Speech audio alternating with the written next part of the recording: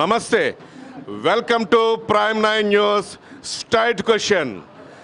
తూర్పు గోదావరి జిల్లాలోకి వచ్చేసింది prime 9 news straight question బృందం. తూర్పు గోదావరి, పశ్చిమ గోదావరి ఈ రెండు జిల్లాలు చాలా ప్రాముఖ్యత సంతరించుకున్నాయి.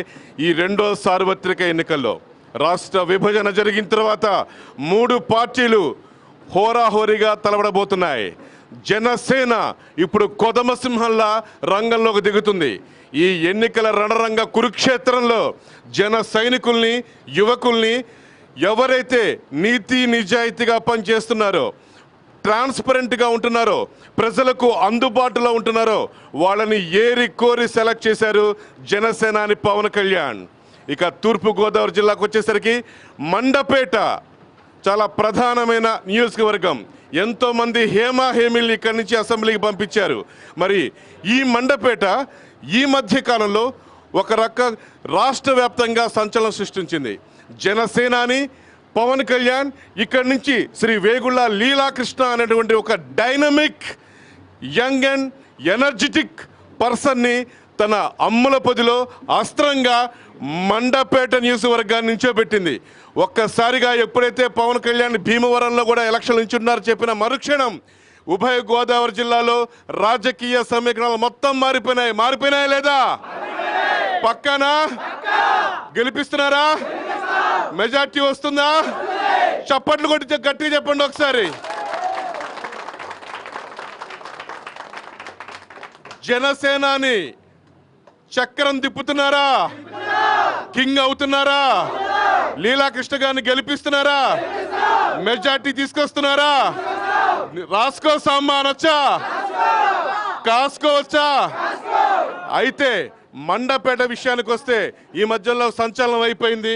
మొత్తం మీద రాష్ట్ర వ్యాప్తంగా ఇప్పుడు మనతో పాటు జాయిన్ అయిపోయారు శ్రీ డిఎంఆర్ శేఖర్ గారు. అమలాపురం జనసేన ఎంపీ అభ్యర్థిగా ఒక ఉన్నతమైనటువంటి పదవిలో ఉన్నటువంటి ఒక యువకుడిని తీసుకొచ్చి జనసేనాని ప్రజల ముందు నిల్చోబెట్టారు. Track record, clean record. ఏ జనసేన అభ్యర్థిని మీరు చూసుకోండి, మొత్తం నియోజకవర్గ అభ్యర్థుల్ని ప్రతి ఒక్కరూ ప్రజలతో సంబంధం ఉన్న వాళ్ళే. అవునా కాదా? పక్కానా? మరి మండపేటకు వచ్చేసరికి ఈ మధ్యకాలంలో రాష్ట్ర వ్యాప్తంగా సంచలన కేంద్ర బిందువైంది.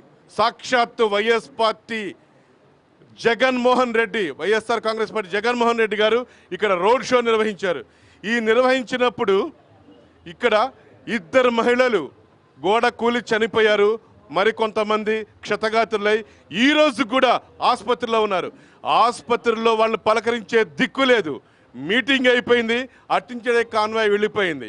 ఒకవేళ వాళ్ళ మీద ఛార్జీ షీట్ ఫైల్ చేయడానికి, కేసు ఫైల్ చేయడానికి వెళ్ళినా సరే జనసేన అభ్యర్థులు వెళ్ళి ప్రెషర్ చేస్తే కానీ వాళ్ళు అక్కడ కేసు ఫైల్ చేయడానికి ముందుకు రావట్లేదు. ఈ లోపల వైఎస్ జగన్ మనుషులు వచ్చారు. రేపు జగన్ సీఎం అవుతారు, ఇక్కడ మీరు ఎట్లా కేసు ఫైల్ చేస్తారు, మీ అంతు చూస్తామంటూ భయపెట్టారు అధికారులు. అవునా కాదా? మా దగ్గర లీలాకృష్ణ గారు ఏదైతే తీసుకొచ్చారో అది ఆ రికార్డెడ్ ఎవిడెన్స్ కూడా మన ప్రైమ్ నైట్స్ బృందానికి వారు స్వయంగా అందించారు. అసలు ఆ రోజు ఏం జరిగింది? మండపేటకు సంబంధించి జనసేన కార్యకర్తలే వెళ్ళారు, వాళ్ళని హాస్పిటల్కి తీసుకెళ్లారు. ఈరోజు కూడా క్షతగాత్రుల దగ్గర నుంచి చూసుకుంటుందా లీలాకృష్ణ గారు ప్లస్ జనసేన అభిమానులు, కార్యకర్తలు. ఇక్కడ కులాలతో సంబంధం లేదు, పార్టీలతో సంబంధం లేదు. మానవత్వం అనేది చాలా ముఖ్యం. ఈ మానవత్వం నిండుగా పరిపూర్ణంగా ఉన్న మనిషే పవర్ స్టార్ పవన్ కళ్యాణ్. అందుకనే జన సైకిల్ ముందుకెళ్లారు. ఈ రోజు కూడా కంటి రెప్పలా కాపాడుకుంటున్నారు. అసలు ఆ రోజు ఏం జరిగింది ఒకసారి లీలాకృష్ణ గారు అడిగి మనం తెలుసుకునే ప్రయత్నం చేద్దాం. లీలాకృష్ణ గారు, నిజంగా చెప్పాలంటే కేవలం రోడ్ షోకి మాత్రమే పర్మిషన్ ఉంది, స్పీచ్కి ఆ రోజు నిజంగా ఆయన బహిరంగ సభడానికి పర్మిషన్ లేదు. అవునా కదా? అసలు ఏం జరిగింది ఆ రోజు? మీకు జగన్మోహన్ రెడ్డి విషయం మీ టీవీ సోదరులకు చెప్పాల్సిన పని లేదు. ఎందుకంటే అతనికి ఫోటో పిచ్చ, టీవీ పిచ్చ. అతను ఏంటంటే చిన్న ఇరుకు సందుల్లో మీటింగ్ పెడతా ఉంటాడు.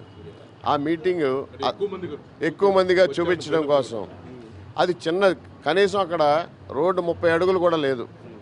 అక్కడ ఇరుకు సందులో వాళ్ళు మీటింగ్ పెట్టి ఒక పడమర ముఖంగా అభిముఖంగా పెట్టి అక్కడ ఏమైందంటే అక్కడ మున్సిపల్ బిల్డింగ్ ఉంది. ఆ మున్సిపల్ బిల్డింగ్ పైన ఎక్కువ మంది ఎక్కడం వల్ల సన్షేడ్ ఎప్పుడో సన్షేడ్ అంతా రస్ట్ పట్టి ఆ సన్షేడ్ కూలిపోయింది. దాని మీద ఉన్న మీడియా మిత్రులకి అలాగే కింద ఉన్న వారికి అక్కడ మేజర్ ఇంజరీస్. అప్పటికి జగన్ డయాస్ మీదకి ఎక్కి అందరికీ సభకి నమస్కారం అని మాత్రమే చెప్పాడు. 2 నిమిషాల్లోనే అది కూలిపోతే అతను కనీసం డయాస్ నుంచి దిగలేదు. వాళ్ళని హాస్పిటల్ తరలించమని మాత్రమే చెప్పాడు. చెప్పి వాళ్ళని హాస్పిటల్కి ఈ లోపల మా అక్కడ మెడికల్ షాపు ఆ బిల్డింగ్ ఓనర్ ఫిజియోథెరపీ అతను ఆ దాంట్లో ఉండే డాక్టర్ నా మిత్రుడు అతను తొందరపడి నాకు ఫోన్ చేశాడు అక్కడి నుంచి. ఈ లోపల నా మేనేజర్ కూడా ఫోన్ చేశాడు, సార్ ఇలా జరిగిందంట ఇమీడియట్గా రండి అని చెప్పి. నేను రాయవరంలో ఎన్నికల ప్రచారంలో ఉన్నా. నేను వెంటనే వచ్చేటరికి 30 మందికి ఏమో ఇద్దరేమో ఆల్రెడీ చనిపోయారు, 10 మెంబర్స్కి ఏమో సీరియస్ ఇంజరీస్, ఇంకా ఐసీయూలో ఉన్నారు వాళ్ళు. 30 మెంబర్స్కి ఏమో కాళ్ళు చేతులు విరిగి ఇంకా వారు కూడా ప్రాణాపాయం లేదు కానీ ఇంకా హాస్పిటల్స్లో ఉన్నారు. ఇవాళ కూడా ఆపరేషన్ జరగవలసిన వ్యక్తులు ఉన్నారు, అంటే మల్టిపుల్ ఫ్రాక్చర్స్. ఇప్పుడు ఇవన్నీ జరిగినా కూడా కనీసం శవాలు అక్కడ ఉన్నాయని చెప్పి నేను పవన్ కళ్యాణ్ గారు పిఏకి ఫోన్ చేశాను. నాకు వాళ్ళందరూ పరిచయస్తులే. కేఎన్ఆర్కి ఫోన్ చేసి అతను ఫోన్ లిఫ్ట్ చేయలే. కనీసం వాళ్ళని పరామర్శ చేయడానికి కూడా రాలేదు అతను. జగనే రాలా. జగన్ అక్కడ మీటింగ్లో ఇద్దరు దళిత మహిళలు చనిపోయి ఫోన్ చేసింది ఎవరు? జగన్ పిఏకి ఫోన్ చేశారా? ఫోన్ చేశాను కేఎన్ఆర్కి. ఫోన్ చేశారు ఆయన జగన్ పిఏ. ఫోన్ చేసి ఇక్కడ మీటింగ్ ఆపు చనిపోయారని చెప్దామని ఫోన్ చేశా. వాళ్ళు ఏం రెస్పాండ్ కాలా. నేను హాస్పిటల్కి వెళ్ళి మా వాళ్ళు కొంతమంది నా కారులోనే వాళ్ళు మీటింగ్ జరుగుతున్న నా కారులోనే వాళ్ళు అన్నారు మాకు రామచంద్రపురంలో గాంధీ గారి హాస్పిటల్ మా ఫ్యామిలీ డాక్టర్ అండి మేము వెళ్ళిపోతామని ఇద్దరు మహిళలు అడిగితే నా కారులో నేనే పంపించా. నా కారులో పంపిస్తే వారు అక్కడికి వెళ్ళి మిగిలిన వాళ్ళ డెడ్ బాడీ అక్కడ ఉంది. డెడ్ బాడీ ఉంటే నేను జగన్ వాళ్ళెవరో కనీసం డెడ్ బాడీ మీటింగ్ జరుపుకుంటే ఏం జరుపుతున్నాడు ఆయన? మే 23వ తారీఖు నేను ముఖ్యమంత్రిని అవుతాను, మీ సమస్యలన్నీ తీర్చేస్తాను అంటున్నాడు అక్కడ సవాలు పెట్టుకుని. వాళ్ళ తండ్రి గారి సంబంధం కూడా ముఖ్యమంత్రి అవుతానని ఆ రోజు కూడా ఇదే చేశాడు. ఆయన పద్ధతి మీకు తెలియదు. అలాగే చంద్రబాబు నాయుడు గారు 29 మందిని చంపేశాడు ఈ జిల్లాలో, గోదావరి జిల్లాలో పుష్కరాల్లో. ఈయన ఎంతమందిని ఇప్పుడు మండపేటలో ఇప్పుడు ఎంతమంది ఆల్రెడీ ఇద్దరు చనిపోయారు, ఇద్దరేమో ప్రాణాపాయ స్థితిలో ఉన్నారు. ఒక ఆయన ప్రత్యేక హెలికాప్టర్లో ఇక్కడ శబ్దం గారని ఒక పాస్టర్ గారు ఉన్నారు. ఆయన ఎంత ఖర్చు అయినా ఎన్ని లక్షల ఖర్చు అయినా పెట్టుకుంటాను. ఆయన చర్చిలో అతను మెంబర్ అట. ఆయన ఎన్ని లక్షలైనా ఖర్చు పెట్టుకుంటానని హైదరాబాద్ తరలించడానికి ప్రయత్నించారు ప్రత్యేక హెలికాప్టర్ తెప్పించి. అతను సామాన్యుడు, మత్స్యకారుడు. కానీ ఆయన పెద్ద మనసు చేసుకుని నేను నా సభ్యుడు ఇతను నా మెంబర్ తీసుకెళ్ళడానికి ట్రై చేశారు. కానీ ఇంకా దురదృష్టవశాత్తు ఎక్కడి నుంచి తరలిస్తే అతనికి ప్రాణాపాయం అని చెప్పి దాన్ని మళ్ళీ ఆపి మళ్ళీ ఇప్పుడు ప్రత్యేక అంబులెన్స్లో నిన్న హైదరాబాద్ తరలించారు. అలా చాలామంది ఇంకా 3 ఇంజనీరింగ్ చేస్తూ ఉన్నారు. కనీసం జగన్ కార్యకర్తలు కూడా ఎవరు పోలేదు ఇంతవరకు. క్షతగాథలు పట్టించుకునే పరిస్థితి కూడా లేదు. 25,000 ఇచ్చేసి వెళ్ళిపోయారు. 25,000 ఇచ్చేసి వెళ్ళిపోయారు తప్ప మళ్ళీ ఇప్పుడు 25,000 సరిపోవట్లేదు. ఒక్కొక్కరికి 1,00,000 మల్టిపుల్ ఫ్రాక్చర్స్ ఉన్న వాళ్ళకి చాలా ఇబ్బంది అవుతూ ఉంది. ఇక్కడ స్థానిక ఎమ్మెల్యే క్యాండిడేట్ కానివ్వండి, లేకపోతే వైసీపీ కార్యకర్తలు కానివ్వండి, లేదా ఇప్పుడు ఎలక్షన్లు నుంచోబట్టిన అభ్యర్థి కానివ్వండి, వీళ్ళు కూడా అదే బాట జగన్ బాటే పట్టారా? జగన్ బాట ఏంటంటే అక్కడ డయాస్ మీద దిగినోడే లేడు. డయాస్ మీద దిగి కనీసం ఆసుపత్రి తరలించినోడే లేడు. డయాస్ మీద నుంచి ఉన్నవాడు ఎవడో కూడా. అంటే ప్రాణాలు పోయినా పట్టించుకోవాల్సిన అవసరం లేదా? కనీసం అతను రోడ్ షో పర్మిషన్ తీసుకున్నాడు. ఆ పక్కన ఈ పక్కన పెద్ద మైక్ సిస్టమ్స్ కిలోమీటర్ దూరం వరకు మైక్ టవర్లు పెట్టాడు. రోడ్డు మధ్యన బ్లాక్ చేసి వ్యాన్ పెట్టాడు, అడ్డంగా వ్యాన్ పెట్టాడు. ఆయన క్యాన్వాయ్ వచ్చి మీటింగ్ చెప్పి వెళ్ళాడు. కనీసం ఎలక్షన్ అబ్జర్వర్ ఇవాళ వరకు నేను అతను రిటర్న్ కంప్లైంట్ ఇచ్చాను. రిటర్న్ కంప్లైంట్ ఇచ్చాను. ఇలా అతను రోడ్ షోకే పర్మిషన్ తీసుకున్నాడు, మీటింగ్ జరపడానికి లేదు. ఈ మహిళలు చనిపోవడానికి ఇతనే కారకుడు.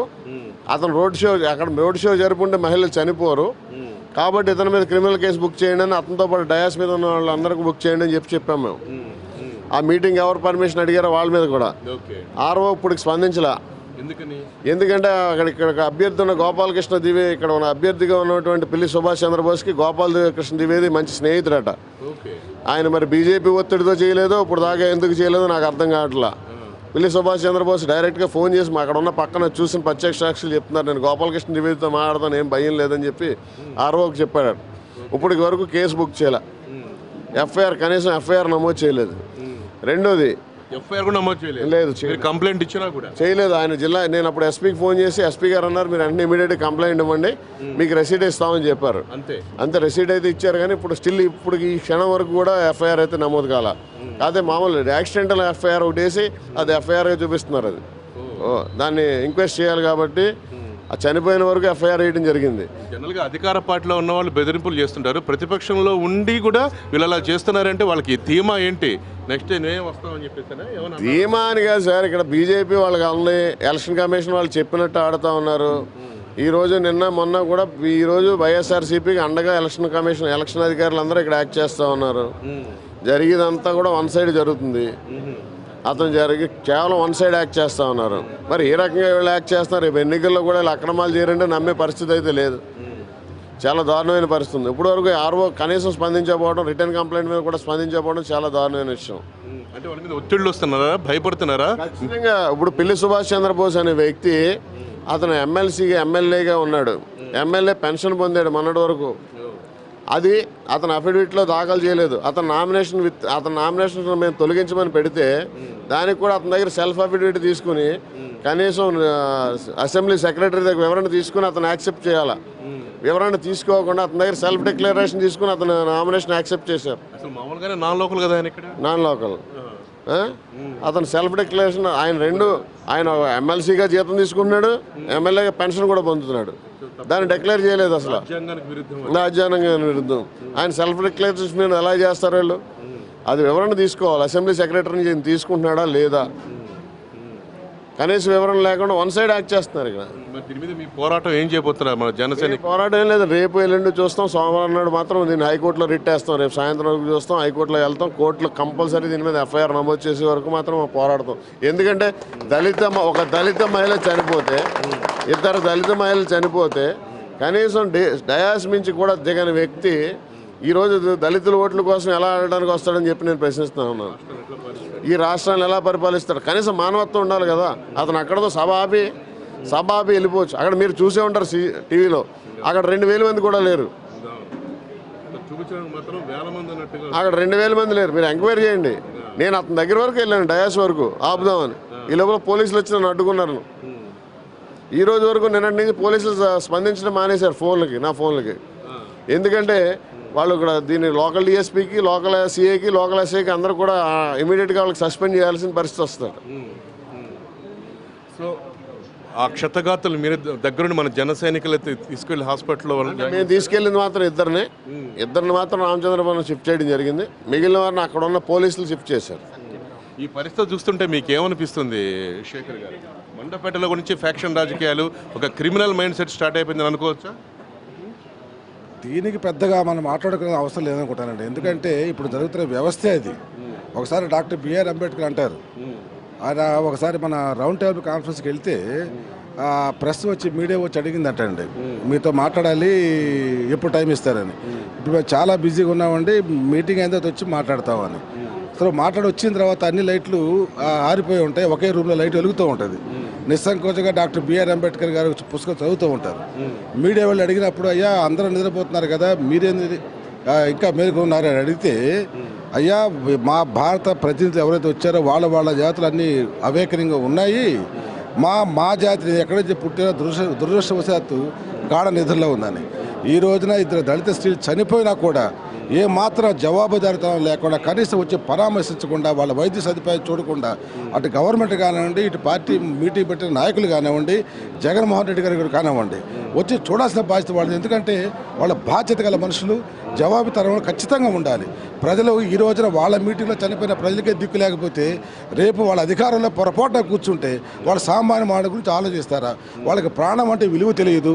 మాకు బాధ అంటే వాళ్ళకి బాధ ఒక వెంట్రుక అది కూడా వాళ్ళు ఫీల్ అవ్వరు. కాబట్టి ఇప్పటికైనా ఇది మంచి సమయం, మనం ఆలోచించుకోవాలి. ఎవరైతే పేదల పక్షం నుంచుంటారు, ఎవరికైతే మా మనసు పెట్టి ఆలోచిస్తారని చూసుకోవాలి. ఇప్పుడున్న పరిస్థితుల్లో పవన్ కళ్యాణ్ గారే మానసికంగా ప్రజల పక్షాన, పేదల పక్షాన మనసు పెట్టి నిలబడే నేత పవన్ కళ్యాణ్ గారే. మిగతా వాళ్ళు ఇప్పుడేం చూడండి, ఇప్పుడు మన లీలాకృష్ణ గారు చెప్పారు, టీడీపీ మీటింగ్ పెట్టినప్పుడు 29 మంది చనిపోయారు, పెద్ద రియాక్షన్ ఏం లేదు. ఇప్పుడు చనిపోయారు, పెద్ద రియాక్షన్ లేదు. ఏ పార్టీ పెట్టుకున్నా ఒకటే చరిత్ర. ఒక్కసారి పేదల పక్షాన సామాన్య పక్షాన నిలబడి పార్టీకి ఓటు వేసుకుని గొప్ప ఆశయాలుగా జనసేనకి చేసుకుంటే ఖచ్చితంగా ప్రతి ఒక్క వ్యక్తికి కూడా జవాబుదారీతనంగా అభ్యర్థులు లీలాకృష్ణమోహన్ గారు, కృష్ణ గారు కానివ్వండి, డిఎంఆర్ సేన్ కానివ్వండి, జనసేన పార్టీ మా జనసేన అని పవన్ కళ్యాణ్ సహా మేమే గర్వనడితే ఇప్పుడు ఇక్కడికి వచ్చే పరిస్థితి. లీలాకృష్ణ గారు నేను అభినందిస్తున్నాను. ఆయనకి ఏ మాత్రం పవర్ లేకపోయినా కూడా ఖచ్చితంగా ఇద్దరు ప్రాణాలు కాపాడిన వ్యక్తి అయ్యారు, హాస్పిటల్ తీసుకునే వ్యక్తి అయ్యారు. అండ్ మీ సందర్భంగా అందరి సమక్షం కూడా లీలాకృష్ణ గారిని అభినందిస్తున్నాను. లీలాకృష్ణ గారి లాంటి అభ్యర్థులు ఎన్నుకుంటేనే సామాన్యుడి బాధ అర్థం చేసుకోగలరు, ప్రతి సామాన్యుడి మొహంలో చిరునవ్వు చూడగలరు. లీలాకృష్ణ గారు, దీని మీద ప్రజలు చాలా వ్యతిరేకత వచ్చేసింది మండపేటలో అని చెప్పేసి అనుకుంటున్నారు. అసలు ఏం జరుగుతుంది, అసలు ఏమంటున్నారు ప్రజలు? ఏమంటారండి, అసలు కనీసం పట్టించుకోకుండా వెళ్ళిపోతే ఇక్కడ నియోజకవర్గంలో అందరూ కళ్ళ ముందు చూస్తూ ఉన్నారు. ఎంతో ప్రేమాభిమానాలతో మీటింగ్కి వెళ్ళారు. మీటింగ్ వెళ్ళి వేళ 5 లక్షలు 4 లక్షలు డబ్బుల గురించి ఆశించి వెళ్ళలేదు కదా, అభిమానంతో ప్రేమతో వెళ్ళారు. కానీ ఆయన నటించే నటనకి, ఆయన చేసే చేష్టలకి మీకు తెలియదే ఉంది. ఇద్దరు రెండు దొందే, ప్రతిపక్ష నాయకుడు ఇద్దరు కూడా మా జిల్లాలో మనుషులు చంపేశారు. 29 మంది ఆయన చంపేస్తే ఇవాళ ఈయన చంపేశాడు. ఇది దారుణం కదా. ఆయనేమో వెన్నుపోటుదారుడు, ఈయన బందుపోటుదారుడు. ఇద్దరిని మాకు మీద అందించి మీరు మమ్మల్ని అందరినీ దయచేసి మీరు మీడియా మిత్రులు కూడా మాకెవ్వరూ కూడా సహకరించట్లా. 3 రోజుల నుంచి ఇలా ఇద్దరు దళిత మహిళలు చనిపోయినా సరే TV9లో రాదు, NTVలో రాదు, TV5లో రాదు. సాక్షిలో అయితే లైవే కట్ చేసాడు మహానుభావుడు. స్కూలింగ్ కూడా లేదు. ఎవరో తెలుగుదేశం నుంచి మాత్రం క్యాండిడేట్ జనసేన నుంచి వెళ్తే ఆయన గారు ఇంటి దగ్గర నుంచి బయలుదేరి కారు ఎక్కినప్పటి నుంచి ఆడు వార్డు మెంబర్ అవడం, కౌన్సిలర్కి వెళ్ళనని కూడా చూపిస్తారు. మా పార్టీలో ఒక బ్రేకింగ్ చాలా దారుణమైన విషయం. ఈసారి మండపేట రాజకీయం ఎలా ఉండబోతోంది? మీకు ప్రధాన పోటీ ఎవరు? వైసీపీనా, తెలుగుదేశం పార్టీనా? వైసీపీ ఉందో లేదో ప్రజలను అడగండి, నాకు తెలుస్తుంది. ఇక్కడ వైసీపీ అనేది లేదు, ఇక్కడ వైసీపీ పార్టీ లేదు. మాకు టీడీపీకి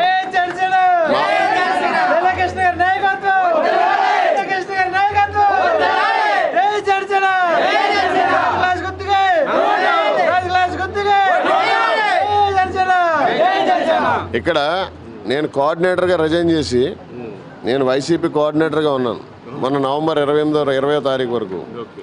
పవన్ కళ్యాణ్ గారి మెండపేట సభ తర్వాత నేను ఇక్కడ కోఆర్డినేటర్గా రిజైన్ చేసి నేను జాయిన్ అయ్యాను. ఆ రోజు నుంచి ఈ రోజు వరకు వాళ్ళు 3 అభ్యర్థులను మార్చారు. వాళ్ళకి సరైన అభ్యర్థి దొరకలేదు. ఇంకా మాకు పోటీ ఏమిస్తారు వాళ్ళు మా పోటీ అని మీరు ఎలా అనుకున్నారు? ఇక్కడ సరైన అభ్యర్థి దొరక్క ఒక వేగుళ్ళ పట్టాభిని పెట్టుకున్నారు, పితాని అన్నవరాన్ని పెట్టుకున్నారు, ఇప్పుడు బోసుని తెచ్చుకున్నారు. వాళ్ళకి అభ్యర్థి లేడు, వాళ్ళకి సంస్థాగతంగా కూడా లేరు. కానీ మేము నన్ను రేపు నవంబర్ 14వ తారీఖు నాడు పవన్ కళ్యాణ్ గారు నన్ను ప్రకటించారు. ఆ రోజు నుంచి చూస్తూ ఉంటే ప్రతిరోజు ప్రతి గ్రామం కూడా మా వీడియో ఫుటేజ్లు ఇస్తాను మీకు. రోజుకి 500 మంది నుంచి 1000 మంది జాయినింగ్స్. మేము అద్భుతంగా ఈవేళ మొదటి స్థానంలో ఇక్కడ గెలవబోతూ ఉన్నాం. మంచి మెజారిటీ రాబోతూ ఉంది. ఎందుకంటే ఇక్కడ ఒక దుర్మార్గుడమైన వ్యక్తి తెలుగుదేశం పార్టీ నుంచి ఎమ్మెల్యేగా ఉన్నాడు.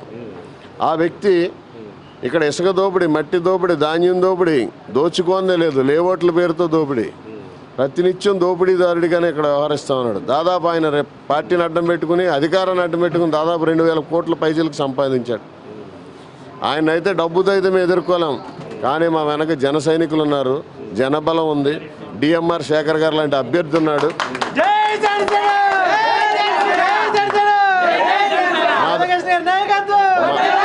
మా దగ్గర పోరాడే శక్తి ఉంది. పోరాడతాం, తప్పకుండా గెలుస్తాం. ప్రజా ఆశీస్సులే మాకు వెన్ను. మరి ఇంత పెద్ద అవినీతి అక్రమాలతో కుళ్ళుకుపోయినటువంటి ఈ రాజకీయ వ్యవస్థలో వీరేమో చాలా సాఫ్ట్, మృదు స్వభావి. మరి మీరేమో రాజకీయాలకి కొత్త అని చెప్పి మీ ప్రజలు ప్రచారం చేస్తున్నారు. జింక పిల్లలాగా ఉంటున్నారు. మీరు ఆ ముసళ్ళ మధ్య మీరు ఎలా తట్టుకొని నిలబడగలరు? రాజకీయాలు నేను కొత్త కాదు సార్. నేను 25 సంవత్సరాల నుంచి రాజకీయాల్లో ఉన్నా. నేను అట్ ఏజ్ ఆఫ్ 20 years, నా 20 సంవత్సరాల వయసులోనే నేను మా ఊరు సొసైటీ అధ్యక్షుడిగా ఎన్నికయ్యాను. 25 ఏళ్ళ నుంచి నేను గ్రామ స్థాయి నుంచి నియోజకవర్గ స్థాయికి ఎదిగాను. నాకు ఇప్పుడు 46 years. నా వయసు 20 సంవత్సరాల నుంచి నేను రాజకీయాల్లో ఉన్నాను. నేను రాజకీయాలు కొత్త అని చెప్పి ఈ నియోజకవర్గంలో ఎవడు అనడు. ఎందుకంటే నేను యూత్ కాంగ్రెస్ జనరల్ సెక్రటరీగా పనిచేశాను, పీసీ సెక్రటరీగా పనిచేశాను, కాంగ్రెస్ పార్టీకి నియోజకవర్గంలో ఇన్ఛార్జిగా పనిచేశాను. నేను రాజకీయాలు కొత్త అని చెప్పి మా నియోజకవర్గంలో ప్రతి గడప గడప తెలుసు, ప్రతి ఊరు తెలుసు, ప్రతి ఇల్లులో ఎవరుంటారో కూడా తెలుసు నాకు. నేను ఇప్పుడున్న అభ్యర్థి ఆయన 1999 2000లో వచ్చాడు ఇక్కడికి ఎన్నికల్లోకి. అయితే ఆయన దగ్గర డబ్బు ఉంది, 2 సార్లు ఎమ్మెల్యే అయ్యాడు. మా దగ్గర డబ్బు లేదు, ఎమ్మెల్యే అవ్వలేదు, అంతే తేడా. మీరు అంతే తప్ప పాలిటిక్స్లో నాకంటే ఆయనే జూనియర్, అది ఏజ్లో పెద్దడు అవ్వచ్చు. అది మీరు ఎట్లా ఫైట్ చేయబోతున్నారు? మీకు సింహాల గురించి తెలిసే ఉంటుంది, అవసరమైతే కానీ అది ఫైట్ చేయదు. అంత సౌమ్యంగా ఉండే జంతువు ప్రపంచంలోనే ఉండదు. సింహం ఎప్పుడు కూడా చాలా సౌమ్యంగా, చాలా హుందాగా ప్రవర్తించుద్ది. అది అవసరమైతేనే దాని సత్తా చూపించింది. కాబట్టి ఈరోజు లీలాకృష్ణ గారు కానివ్వండి, ఎవరైనా జనసేన అభ్యర్థులు, జన సైనికులు కూడా వాళ్ళు సింహాలు లాంటి వాళ్ళే, అవసరమైతేనే జవాబు చెప్తారు. నా మిషన్ 150 సంబంధించినటువంటి సంక్షేమ పథకం నన్ను గెలిపిస్తాయని చంద్రబాబు నాయుడు అంటున్నారు. నవరత్నాలు నన్ను ముఖ్యమంత్రిని చేస్తాయని జగన్ అని చెప్పంటున్నారు. మరి మీరు ఏ ఎజెండాతో ముందుకెళ్తున్నారు? వాళ్ళకి కాదని మీరేం చెప్తున్నారు ప్రజలకి? మేము పీపుల్స్ ఎజెండాతో ముందుకెళ్తున్నాం. మీరు అర్థం చేసుకోండి. ఇప్పుడు రైతాంగం చాలా ఇబ్బందుల్లో ఉంది. దానికి 60 సంవత్సరాలు నిండిన ప్రతి రైతు కూడా కౌలు రైతుకు కూడా 5,000 రూపాయలు పెన్షన్ ఇచ్చాడు మా నాయకుడు. చాలా అద్భుతం అది. ఎందుకంటే మా ప్రాంతం అంతా కేవలం ధాన్యం మీద ఆధారపడి ఉన్నాం. 90% రైతులే. వారందరూ కూడా చాలా ఆనందపడే పరిస్థితి అది ఒక్కసారి. రెండోది, రేషన్ అనేది డైరెక్ట్గా సోదరిమణుల అకౌంట్లోకి ఆ డబ్బు. మీకు ఒకసారి ఆలోచన చేయండి, ఒక బియ్యం 20 కిలోల బియ్యం సప్లై చేయాలంటే దాదాపు 1,200 రూపాయలు అవుతుంది ప్రభుత్వానికి ఖర్చు. ఇవాళ మా నాయకుడేమీ దొంగ పథకాలు పెట్టలేదు. ఈ ఖర్చునే దాన్ని తీసుకొచ్చి ఉపయోగిస్తా అన్నాడు, దాన్ని సేవ్ చేసి. అదే 3,000 రూపాయల వరకు, 3,500 రూపాయల వరకు వారి అకౌంట్లోకి వెళ్తే ఆ సోదరిమణికి కావాల్సిన మంచి బియ్యం కొనుక్కోవచ్చు, మంచి నిత్యావసర వస్తువులు కొనుక్కోవచ్చు. వారి ఇంట్లోకి అవసరానికి ఆ రోజు 30వ తారీఖు అకౌంట్లోకి సక్రమంగా వీళ్ళ ఏలుముద్రలో తంబు, మళ్ళీ జీపీఎస్ కనెక్షను, గంటల తరబడి నిలబడలేని పరిస్థితి మా నాయకుడు తీసుకొచ్చాడు. దానికి వీళ్ళందరికీ బాధగా ఉంది. అలాంటిది మీకు గ్యాస్ సిలిండర్ విషయం తెలిసే ఉంటుంది. మహిళలకి ఆ సమయంలో భర్త ఇంట్లో లేకపోయి, డబ్బులు లేకపోయినా, లేకపోతే వాళ్ళ ఇంట్లో ఇద్దరు ఉన్న డబ్బు లేకపోయినా ఆ గ్యాస్ సిలిండర్ వెనక్కి వెళ్ళిపోతూ ఉంది. మళ్ళీ ఆ వాళ్ళు గ్యాస్ లేక చాలా ఇబ్బంది పడుతూ ఉన్నారు. ఆ సమస్యను ఆయన తొలగించడం కోసం గ్యాస్ సిలిండర్ పెట్టారు. ఇంకొక విషయం, మేము ఈరోజు మా నియోజకవర్గ ప్రజలందరూ కూడా గర్వంగా చెప్పుకునేది, మహాతల్లి డొక్కా సీతమ్మ గారు మా మెండపేటలో జన్మించారు.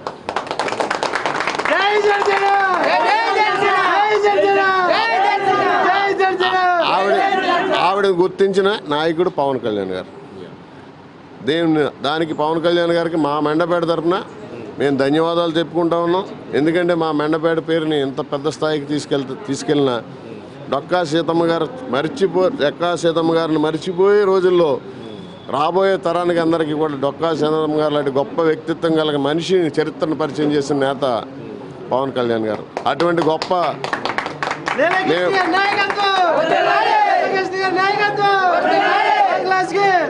ఈరోజు డొక్కా సీతమ్మ గారు పేరుని మా నియోజకవర్గ ప్రజలు పెట్టినందుకు ఆయనకి అందరికి మేము కృతజ్ఞతలు తెలుపుకుంటా ఉన్నాం మా నియోజకవర్గ ప్రజలందరి తరపున. సో చివరిగా మండపేట ప్రజలు మీకు ఎందుకు ఓటు వేయాలి? అధికార పార్టీ వాళ్ళని కాదని, ఇటు వైసీపీ కాదని, జనసేనాని ఎందుకు గెలిపించాలి? మీకు ఎందుకు ఓటు వేయాలి? నాకు ఎటువంటి వ్యాపారాలు లేవు. నేను full time politician. Morning 7 to evening 9. మాఫియాలు లేవు, ఇసుక మాఫియా లేదు, నాకు ఏ వ్యాపారం లేదు. కాకపోతే నా మీద కేసులు ఉన్నాయి, రౌడీ షీట్ కూడా పెట్టారు. అన్ని రైతు బజార్ ధాన్యం కేసులు, ఇసుక ర్యాంపులు ఆపినందుకు కేసులు, ఇసుక ర్యాంపులు కోట్లు వేసినందుకు కేసులు. మీరు ఒకసారి మీకు అన్నీ ఇస్తాను నేను, చూడండి ఒకసారి. ఇదే పోలీస్ స్టేషన్లో ఇప్పుడు రైతు బజార్ ఉంది. రైతు బజార్లో రైతులు ఎవరు లేరు. ఎమ్మెల్యే అనుచరులు, ఎమ్మెల్యే డ్రైవర్లకు షాపులు ఇచ్చాడు. వాళ్ళందరూ ఏం చేస్తున్నారంటే రోజు 200-300 రూపాయలకి ఆ రోజు సైకిల్ వస్తాడు, అక్కడ ఉంటాడు ఒకడు 10 కూడా 300 కట్టి ఆ రోజు అమ్ముకుంటాడు ఆ కూరగాయలన్నీ కూడా. అంటే అతను రోజుకి నెలకు 9,000 అలా 30 షాపుల మీద వాళ్ళ అనుచరులు మొత్తం కలెక్ట్ చేసుకుని ఒక మనిషిని పెట్టి కలెక్ట్ చేసుకున్నాం. దాని మీద మేము ఆందోళన చేస్తే రైతులకి ఇమ్మని మా మీద ఒకే రోజు 5 కేసులు కట్టారు. ఇంకొక విడ్డూరమైన విషయం చెప్పనా మీకు, ఎస్సీల మీద ఎస్సీ ఎస్టీ కేసు కట్టిన చరిత్ర ఈ మెండపేటది ఇది మరీ అరాచకం కదా. నేను ఒక చెట్టుపల్లి సోదరుడు, నాతో పాటు 10 మంది ఎస్సీలు ముద్దాయిలు. నిజం సార్, షూర్ మీకు విత్తాను. సో ఇవన్నీ ప్రజల్లోకి బాగా వెళ్ళిపోయినాయి సార్. లేకపోతే మీరు ఈరోజు మాకు ఇంత పెద్ద ఎత్తున ప్రజలు స్వచ్ఛందంగా వచ్చి, మీకు ఒక విషయం తెలిసేమో, నాకు అద్దంకి వర్లంకని గ్రామం నుంచి ఆ గ్రామస్తులందరూ దళిత సోదరులు వాళ్ళందరూ కలిసి నాకు నిన్న చందాపు అక్కడ నా మిత్రులు అందరూ కలిసి 50,000 రూపాయలు చందా తెచ్చిచ్చారు. ఖర్చులు గుంజుకోండి సార్, మా ఊరు డబ్బులు అది మేము డబ్బులు తీసుకోవాలి, మందు తీసుకోవాలి. సో మార్పు స్టార్ట్ అయిపోతుంది మరి అంతే కదా. 50,000 మా సోదరులు, మా కార్యకర్తలు, మీరు ఎవరికి రూపాయి ఇవ్వద్దు, ఓటుకి మేమే ఇస్తాం, మీకు ఖర్చులు డబ్బులు ఇస్తామని చెప్పి 50,000 రూపాయలు తీసుకోండి సార్ అని తెప్పించుకోవచ్చు. అంత విరక్తి వచ్చేస్తుంది. సో స్వచ్ఛమైన పాలన, మార్పు కోరుకుంటున్నారు. మీరు ఎంపీ అభ్యర్థిగా మీరు ఇన్ని చోట్ల అన్ని నిజాలు తిరిగారు శేఖర్ గారు. మీరు ఒక ఉన్నతమైన పదవిని అలంకరించి దాన్ని తృణప్రాయంగా వదిలేశారు స్వచ్ఛమైన పాలిటిక్స్ కోసం. ప్రజల్లోకి వెళ్తే మీకు ఎలాంటి స్పందన వస్తుంది? పవన్ కళ్యాణ్కి ఎలా పట్టం కట్టబోతున్నారు? అపూర్వ స్పందన నేను చూస్తూ ఉన్నానండి. 7 కాన్స్టిట్యూన్సీలో దాదాపుగా అన్ని కాన్స్టిట్యూన్సీలో కొంత మేరకు తిరగడం జరిగింది.